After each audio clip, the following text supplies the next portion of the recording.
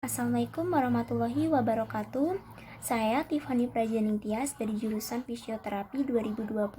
Di sini saya akan menjelaskan mengenai RJP, resusitasi jantung paru. RJP atau resusitasi jantung paru merupakan langkah pertolongan medis untuk mengembalikan fungsi nafas dan sirkulasi darah di dalam tubuh yang terhenti. Kemudian RJP juga bertujuan untuk menjaga darah dan oksigen agar tetap beredar ke seluruh tubuh.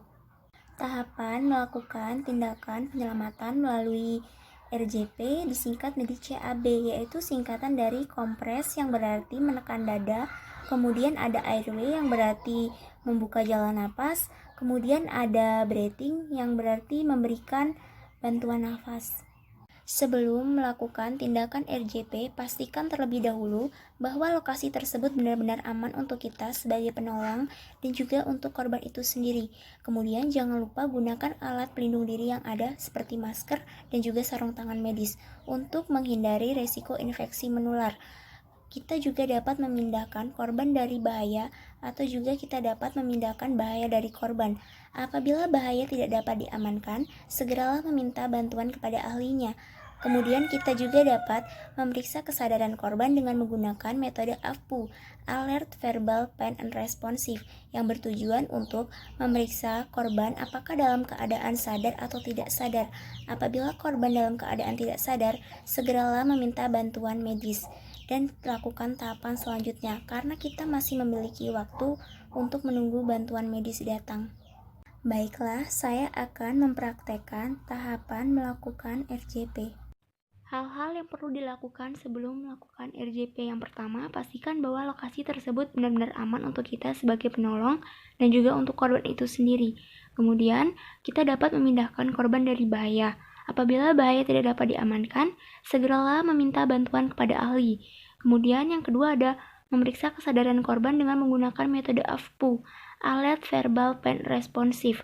Apabila korban dalam keadaan tidak sadar dan juga tidak memberikan respon, segeralah panggil bantuan medis dan lanjutkan ke tahapan berikutnya, yaitu yang ketiga dengan mengecek denyut nadi korban dengan menggunakan 2 bantalan jari tangan diletakkan di nadi karotis selama 10 detik atau meletakkan 2 bantalan jari tangan di nadi radialis selama 10 detik.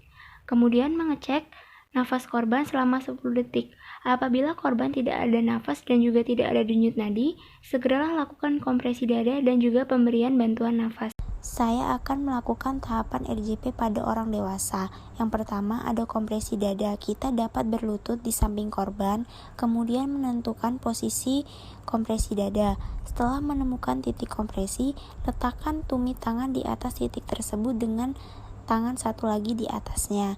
Kemudian lakukan kompresi dengan menggunakan rasio 30:2 yang artinya 30 kali kompresi dan 2 kali bantuan nafas. Kemudian ada airway, pembukaan jalan nafas dengan menggunakan metode head, tilt, and chin lift. Kemudian ada breathing yang artinya pemberian bantuan nafas. Hal-hal yang perlu diperhatikan dalam melakukan RJP. Yang pertama, pastikan posisi tangan dalam keadaan lurus saat melakukan pemompaan.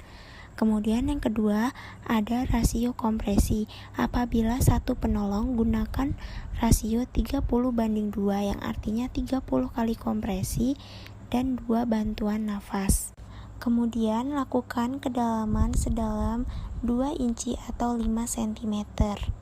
Saat melakukan pemompaan, pastikan 2 tangan berada di separuh bagian bawah tulang dada atau sternum.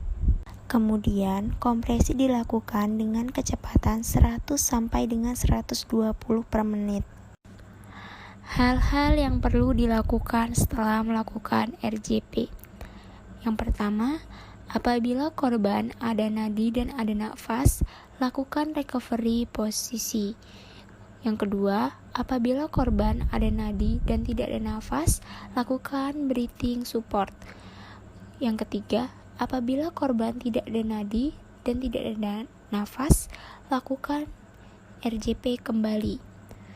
Lakukan RJP sampai korban sadar dan lakukan RJP sampai bantuan datang. Kemudian yang terakhir, lakukan RJP sampai penolong kelelahan.